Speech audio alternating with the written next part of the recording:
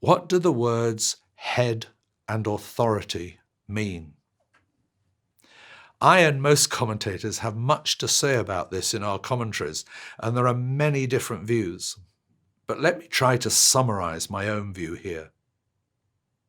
The word head, used metaphorically as in verse 3, has traditionally been taken to talk of a person of superior status or rank, like the head teacher in a school, for example. This metaphorical use of the word most naturally implies some sort of authority over other people. And through most of history, these verses have been understood in that way. Thus, I believe Paul uses the words head in this way, and it inevitably implies some sort of authority over another. More recently, some have suggested the word head, Kephale in Greek, can mean source. One Greek dictionary gives an example of the word head relating to the source of a river. However, that's not a metaphorical meaning so much as a literal meaning of the word, simply the referring to the end point or the extremity of the river. One of the reasons source is attractive is that some have suggested it takes away the idea of authority over. Thus it avoids the modern concern that the husband might have some authority over his wife. However, it remains very doubtful whether we have any example at all in Greek literature of the word kephale, head, meaning source in some metaphorical sense.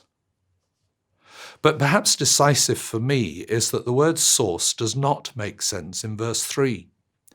Christ is hardly the source of every man, and certainly the husband is hardly the source of his wife. As I say, my own and other commentaries look at a number of differing viewpoints on the type of authority mentioned in verse 10 and the metaphorical meaning of head throughout these verses. But this may sound more complex than it needs to be. And I guess all of us become frustrated with detail like this and wish it could all be simpler. For me, I think it is especially important not to divide this part of chapter 11 completely from what has gone before. It is certainly a new subject and situation. But let's remember that much of this epistle has had to do with elitists who have been flaunting their leading roles over others. Having just read chapters 8 to 10, the idea that it would be possible to contemplate Christ as head of every man and not to attach some understanding of his lordship and authority over man seems to defy logic. It is at least possible that there was a certain flaunting of rights among some women now that they could take part openly in worship. If this is the case, then Paul is saying to wives no more than what he has said to many others. Wives, rather than flaunting your status, look to the benefit of your husbands. Build up your husband. Build up the other. In a culture where what you wear could indicate the nature of your relationship to your husband, then reflect the fact that this is who he is and that he is your representative head. Now, having said all that, which, as you may imagine, even some of my friends profoundly disagree with, I need to add these points. Does headship in one person imply inferiority of the other? You see, this is assumed by many, that authority involved in a relationship must mean that one person is inferior. This is certainly not true in many situations, but especially in the church, where Christ is our model. We may not see it often in our world today, where people fight for status as much as they did in Corinth. But the authority of one does not have to imply the inferiority of another. It certainly need not imply that the one with authority has a higher or superior status than the other before God. For example, the position of leadership or shepherd of the flock is a role to which some of God's people are called by him.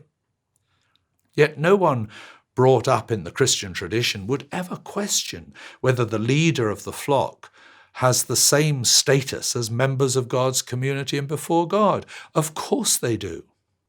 But secondly, we need to remember that as individuals, we can voluntarily submit to the authority of another without it saying anything about superiority or inferiority.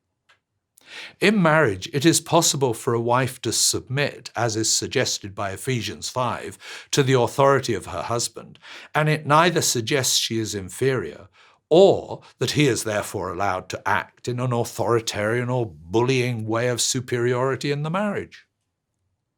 Paul's insistence on the interdependence of husband and wife in verse 11 of our passage surely speaks to this to some extent.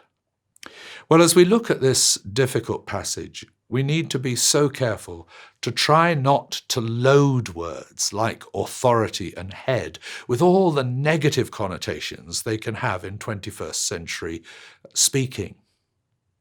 Equally, we need to try to understand Paul's context and the general problem of people flaunting status. And only then should we ask ourselves whether there are ways in which husbands and wives, even in today's church, might bring shame or dishonor on their spouse.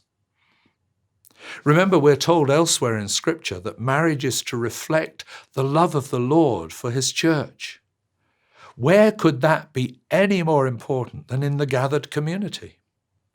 So finally then, my own summary. Here in these verses, Paul tackles the way in which married men and women should demonstrate respect for each other without bringing shame on the spouse in public. He is specially concerned with wives as they exercise their right to pray and to prophesy in public worship. They must reflect in appropriate cultural ways that while praying and prophesying, they are not seeking to usurp their husband's spiritual headship. So much more could be said of these verses, but let me specially encourage you not to jump over them, and also not to outrightly condemn others who may understand these verses differently from the way you do. Study them carefully.